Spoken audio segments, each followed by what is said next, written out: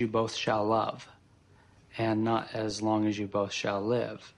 Well, I'd like to make a toast to Monica and to your success. Thank you. Amen. When I asked you, what was your bag with marriage? Not forever. No, your promise was, I promise to be with you as long as I love you. Yeah. Right. I argued with you about that for a while. But toward the end of the conversation, you said something that really shifted it for me. You said, look, I'm just saying that if you look at marriage as forever, you might choose differently. The people you get married to. Right, and I was like, right, yeah. It made all the difference. Yeah. And so I made a determination that I was never going to get married again unless I saw it as forever. And, you know, when I really got to know Monica, I realized that this was someone that I wanted to grow old with. All my best friends in one room. How fabulous. Oh, that's a Congratulations, Monica. I know. I'm just amazed that people are getting married now. Really? Yes. I mean, it's just like, what it says to me is how much people want to believe in love. Yeah, in love. Because they're willing to take a chance. Well, I just think it's really brave to get married. You know, you guys probably heard that everybody has this mold that's they've designed through their life that's for their beloved. And many of us, including me, I'm not even going to number how many times, try to like shove someone into that mold, like, you are the one! Get in there! Get in there! But the real one just lies down. Oh. They just lie in the mold because they fit, and they choose to. That's so nice. I had spent the last 10 years of my life equating love with yearning. And I've learned that love is far from yearning. Love is the person who is there. Love is the person who wants you. And there is no yearning required. Shaking up the day, filling up the night, opening my mind. This song that Mark wrote is called With You. You with me, my dreams come true. Your hand in mine. I mean, I've always wanted someone just to say, always with you. And not only is he saying it, but it's in song, and it's beautiful. I vow to express my love for you in words and in actions, so you will know and feel my love for you. I promise to be open and honest with you, caring for you in a lifelong commitment.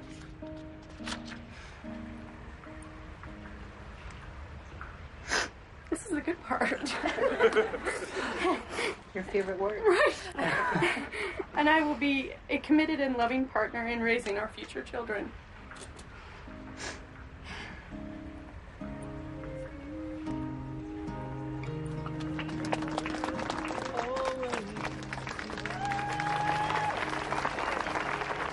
We are in a position now where we definitely could get hurt, and we're in anyway.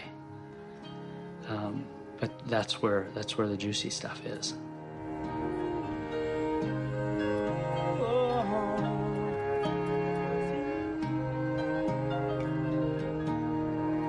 Always with you.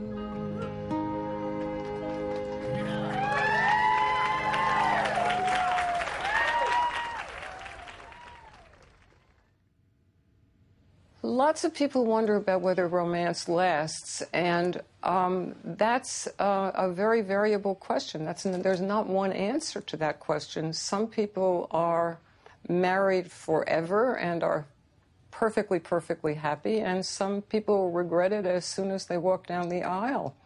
And great love affairs come in different packages.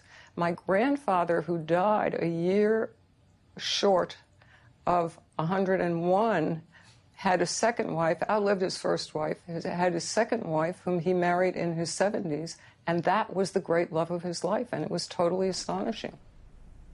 One of the greatest stories about love in literature, just because we're all so familiar with it, is Romeo and Juliet.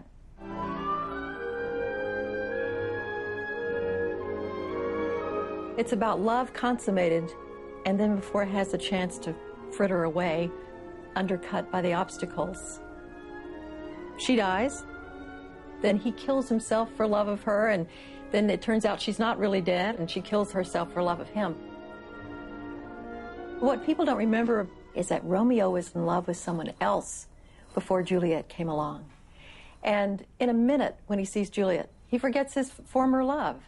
So one of the enduring themes about love is its fickle nature, that somehow it has to do with the yearning of the human heart, which lands on one object and then lands on another, always looking for some object that is really up here. Why is love so painful? Now, the only way I can understand that, and I mean this in different kinds of love, that it breaks the heart, and that the broken heart is no longer the innocent heart. So it's the great learning of the soul, that love is the great learning of the soul. Yes, the soul, but the body too. Romance is almost always linked to sex, in and out of the media, most especially in our minds. You'll never leave me, baby. In the United States, I think that sex is extremely important and crucial, but it's not a universal. I mean, there are some arranged marriages where people fall into it and may or may not have good sex lives, but their bonds are around other issues. Sex is really important when it comes to love because it is the embodiment of union. It's the way we know union best, and love is the yearning for union. That was one of the most interesting things. I studied this question of what is romantic love. It's revolution, meaning it's upsetting some convention of some sort or another. Idealistic, so you don't really see what the other person is or even what you are. And what else is romantic love? It's unfulfillable. Have you ever been in love? Of course. How did you know you were in love? I was crazy, possessed, desirous, needy, unstable, and obsessed. Perhaps the most powerful love story in all of literature is one that most people don't know much about. Dante's Divine Comedy.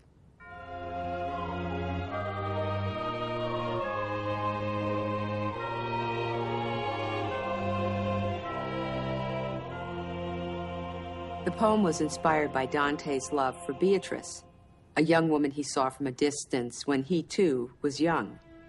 The two never met, but Dante was stricken with her beauty. He spent years trying to deal with his love for her and his sorrow over her early death. Dante's longing and desire inspires his literary journey through hell, purgatory, and finally, paradise. But the message is about more than romance. Dante's love story is different from the love story that mostly we have in this culture because the person that he falls in love with is someone who is leading him not to herself, but to God.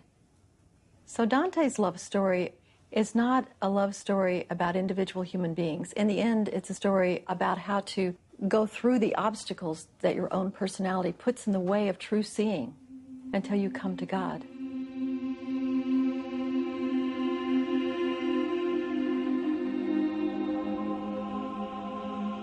Harriet Rubin, an American author, was writing about Dante when she found her own life strangely paralleling that of the 14th century writer himself. I set out to follow Dante's path through the 19 years of his exile. My plan was to make the walk that Dante made from Florence to Rome. When I got to Rome, I found at the gates of one of the libraries a Virgil scholar. And it was in that moment that I really understood what Dante must have seen when he saw the face of Beatrice. It was instant love with this man whom I didn't know. And oddly enough, that he was a Virgil scholar was important, because Dante, at the entrance to the gates of hell, meets Virgil, his sweet master, he calls him, the poet to beat on the block.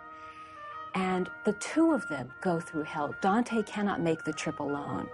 Virgil accompanies Dante all through hell and up to the very peak of purgatory. I started living hell myself at that. Hell, purgatory, and paradise at that time. My love was a coup de foudre, a clap of thunder, a bout of madness. I thought I would delay then making the rest of the journey, but I found there was no delay. Dante already had me in his story. And once that happens, there's no getting out.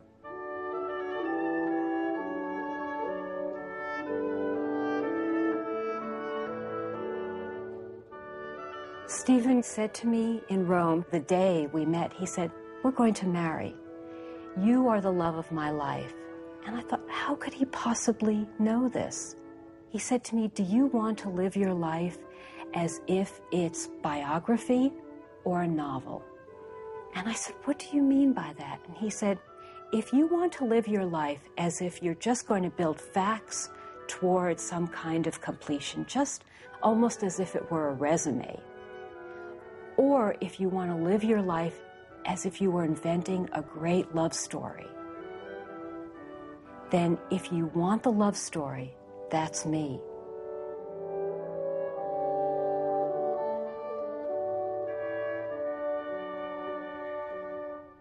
The love that Dante describes to us in the Divine Comedy begins actually in hell.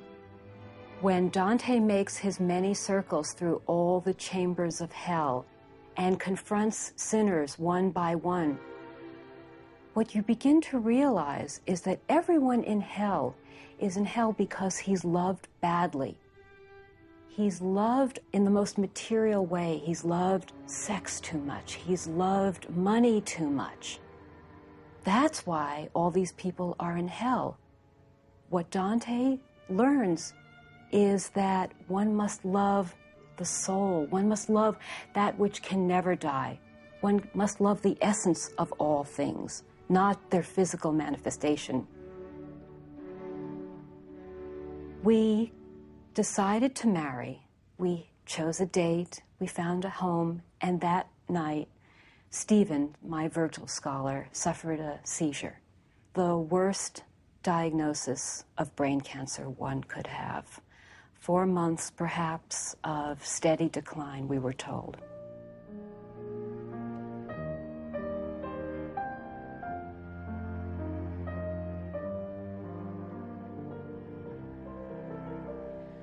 We sought care, we sought treatment, and as we made this journey through the medical establishment, it was like going through the many circles of hell, going through hopelessness, despair, confronting death, sorrow. My fantasy white wedding became a wedding in the neurology ward at UCLA Hospital, a ceremony of hospital whites. Every fantasy I had became the most desperate kind of reality.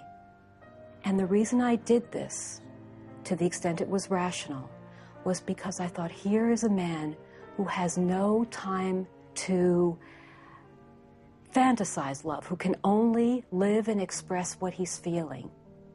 It was that urgency that stripped away all the fantasy and made love real and immediate.